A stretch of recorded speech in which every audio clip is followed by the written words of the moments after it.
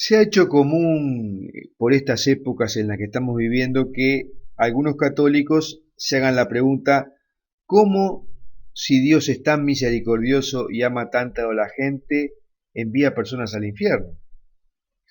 ¿O cómo puede permitir que la gente se pierda definitivamente y pase la eternidad en un castigo permanente? Simplemente no lo pueden entender, no lo pueden aceptar a nivel de piel, a nivel de emoción. Y esto lleva a algunas personas a reflexionar que si nuestro Dios es tan misericordioso, es imposible que el infierno exista.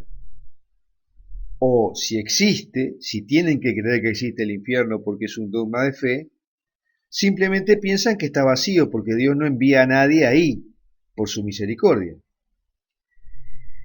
Y a tal punto llega su reacción emocional que cuando alguien les menciona la justicia de Dios, reaccionan de una manera casi ofendida y sugieren a la otra persona que no tiene la suficiente misericordia con los demás, o sea que practica una especie de terrorismo.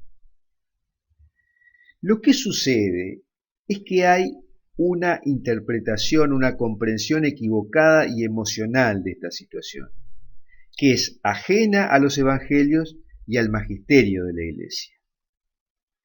No es Dios el que envía a la gente al infierno ni que los condena, pero Él en realidad no prohíbe que las almas se autocondenen.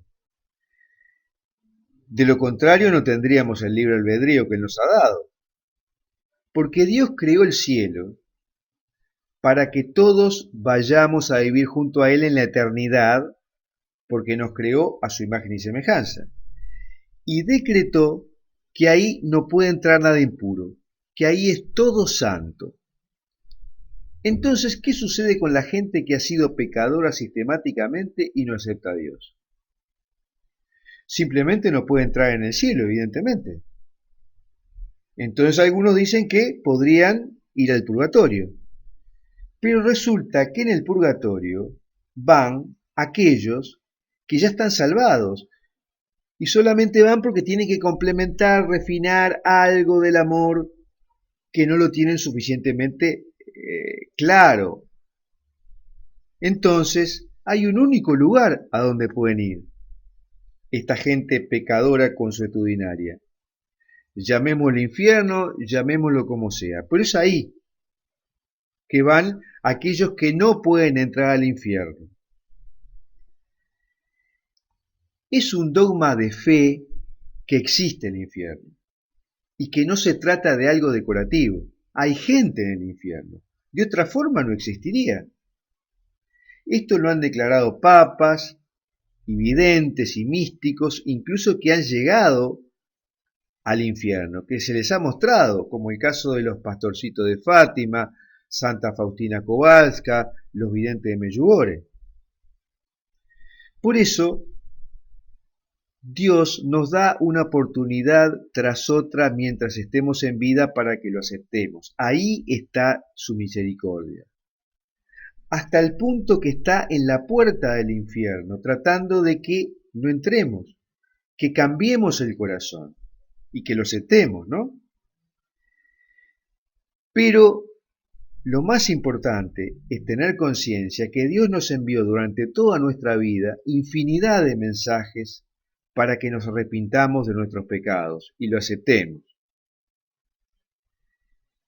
Pero no hay con qué darle. En definitiva, debemos aceptar que hay gente que no se traga que Dios exista.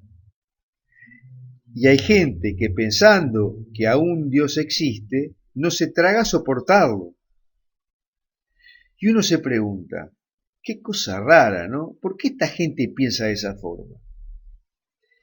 Quizás sea por una insatisfacción con su propia vida, o con lo que ha pasado en la tierra, por los dolores que ha vivido. Su sufrimiento les llevan a pensar que si Dios existe, Él es el culpable de todos sus problemas, incluso de sus problemas más íntimos, como por ejemplo su personalidad, su propio defecto, las cosas que no puede cambiar. y por lo tanto no quiere saber nada de una persona que él califica negativamente. Creo que por ahí está la explicación.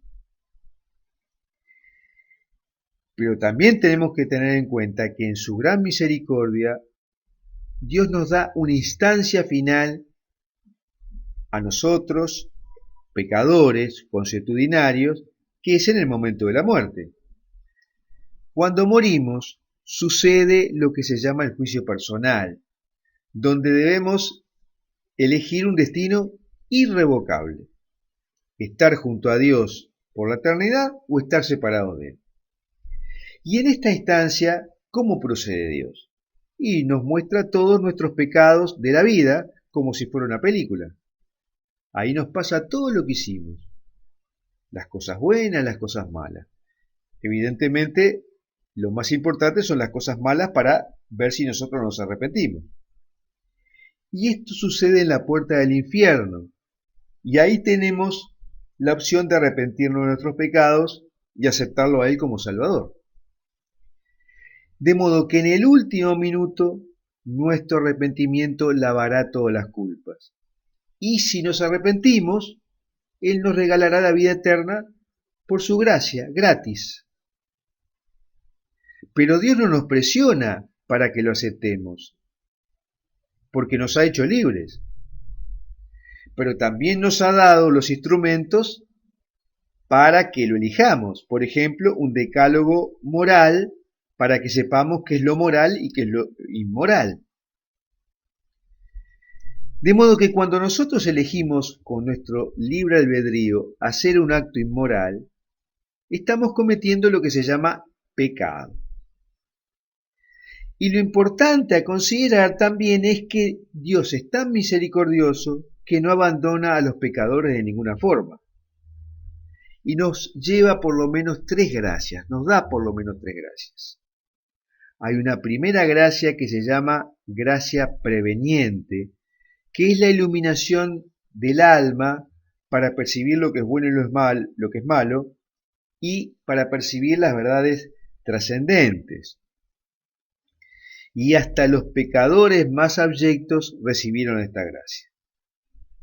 Luego, después de esta, Dios derrama lo que se llama gracia subsiguiente, que es la proposición para que el pecador coopere con Dios y con el prójimo.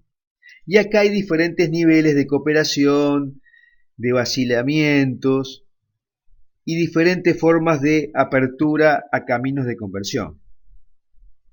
Depende de la respuesta de cada uno ¿no?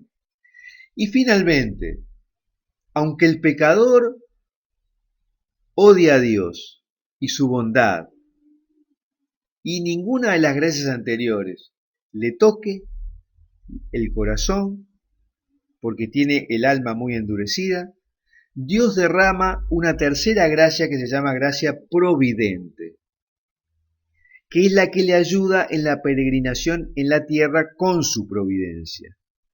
Le muestra su amor, le da esperanza, le lleva ejemplos de santidad, produce situaciones que lo conducen al arrepentimiento. Y lo importante en esto es que la gracia providente no depende del libre albedrío.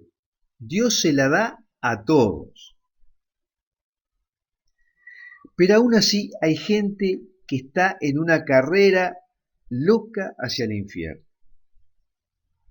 Y en estos tiempos que nos han tocado vivir, es común sentir a los padres quejarse de que sus hijos están yendo rápidamente y velozmente en el pecado, conduciéndose hacia el infierno, y se sienten impotentes, llegando a pensar incluso que nada pueden hacer. Pero siempre hay algo que se puede hacer, y quizás el ejemplo más común o más mencionado sea el de Santa Mónica, la madre de San Agustín, que durante 17 años oró para que San Agustín se convirtiera, y antes de su muerte se convirtió no solo al cristianismo, sino que se convirtió en un santo. Y también se convirtió por la oración de Santa Mónica, su esposo y su suegra.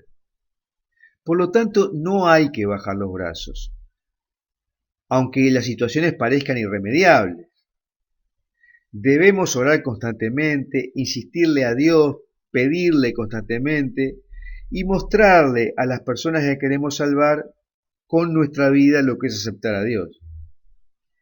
Lo peor que se puede hacer en estas situaciones es cometer el pecado de presunción, o sea, presumir que la persona no va a ir al infierno porque el infierno no existe, o que Dios es tan misericordioso que no envía a nadie ahí, si es que el infierno existe. Este es el peor pecado porque estamos influyendo negativamente para que acepten a Dios a la gente que queremos salvar. En resumen, hay que tener en cuenta que el infierno existe y que son las mismas almas que no creen en Dios las que se condenan ahí. Y que Dios no quiere que nadie vaya ahí. Y nos pide a nosotros que lo ayudemos a rescatar almas. Naturalmente, estos temas que hemos tratado son polémicos. Por lo tanto, si tienen alguna pregunta, alguna reflexión, escríbanla en los comentarios. Y si te gustó nuestra reflexión respecto al tema, por favor dale un like a este artículo y a este video.